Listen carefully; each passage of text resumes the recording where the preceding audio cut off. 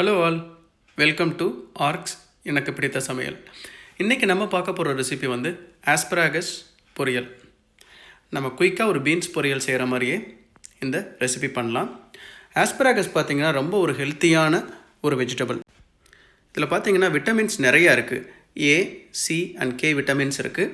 ஃபாலேட்ஸ் அப்படின்ற கூடிய உமன்ஸ் ஹெல்த்துக்கான ஒரு முக்கியமான விஷயம் இந்த வெஜிடபிள்லேயும் இருக்குது.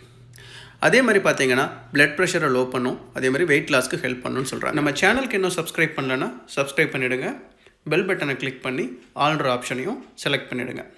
ஃபஸ்ட்டு தேவையான பொருட்கள். இதுக்கு வந்து நான் ஆஸ்பராகஸ் வந்து கிட்டத்தட்ட நம்ம பீன்ஸ் மாதிரியே இருக்கும், ஆனால் ரொம்ப திக்காக இருக்கும்.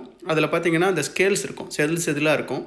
நான் என்ன பண்ணுவேன்னா நார்மலி அந்த கீழே இருக்க தண்டு போர்ஷன் ரொம்ப திக்காக இருக்கிறத கட் பண்ணி எடுத்துகிட்டு அந்த செதில்களையும் ரிமூவ் பண்ணி சின்ன சின்ன பீசஸாக கட் பண்ணி எடுத்து வச்சுருக்கேன் வாஷ் பண்ணதுக்கப்புறம். அதுக்கப்புறம் ஒரு பெரிய வெங்காயத்தை சின்ன சின்ன பீஸாக கட் பண்ணி வச்சுருக்கேன். கடுகு 1 டீஸ்பூன், சீரகம் 1 டீஸ்பூன், சில்லி பவுடர், கொஞ்சமாக மஞ்சள் தூள். ஃபஸ்ட்டு வந்து ஒரு பேன் எடுத்துகிட்டு அதில் ஆயில் சேர்த்துடலாம் 1 டீஸ்பூன் அளவுக்கு. அதுக்கப்புறம் கடுகு வெடித்ததுக்கப்புறமா சீரகம், உளுத்தம்பருப்பு வேணும்னாலும் நீங்கள் சேர்த்துக்கலாம். அதுக்கப்புறம் வெங்காயத்தை சேர்த்துட்டு எப்பயும் போல தான் வெங்காயம் நம்ம நிறம் மாறுற வரைக்கும் நல்லா ஃப்ரை பண்ணிடலாம். ஃப்ரை பண்ணதுக்கப்புறமே நம்ம வந்து ஆஸ்பராகஸை சேர்த்துடலாம். நல்லா மிக்ஸ் பண்ணி விட்டதுக்கப்புறமா நம்ம வந்து மஞ்சள் தூளும் மிளகாய் தூளும் சேர்த்துடலாம். மிளகாய் தூள் வேணான்னா நீங்கள் வரமிளகா கூட இந்த டைம் நீங்கள் சேர்த்துக்கலாம். 1/4 டீஸ்பூன் அளவுக்கு மஞ்சள் தூள், 1/2 டீஸ்பூன் டு 1 டீஸ்பூன் கார அளவுக்கு ஏற்ற மாதிரி வரமிளகா தூள் சேர்த்துக்கலாம். சேர்த்துட்டு இப்போ என்னென்னா இதுக்கு நிறைய தண்ணியெலாம் நம்ம சேர்க்கணுன்னு அவசியம் இல்லை. லைட்டாக தண்ணியை தொளிச்சு விட்டு குக் பண்ணால் போதும். சும்மா ஒரு 4 ஸ்பூன் அளவுக்கு தண்ணி சேர்த்துக்கோங்க. சேர்த்துட்டு மூடி வச்சுடுங்க. மூடி வச்சுட்டு ஒரு 5 நிமிஷம் குக் பண்ணுங்கள். 5 நிமிஷமே அதிகம் தான் இதுக்கு, ஏன்னா நல்லா வெந்துடும். உங்களுக்கு 3 to 5 மினிட்ஸ்லேயே நல்லா வெந்துடும்.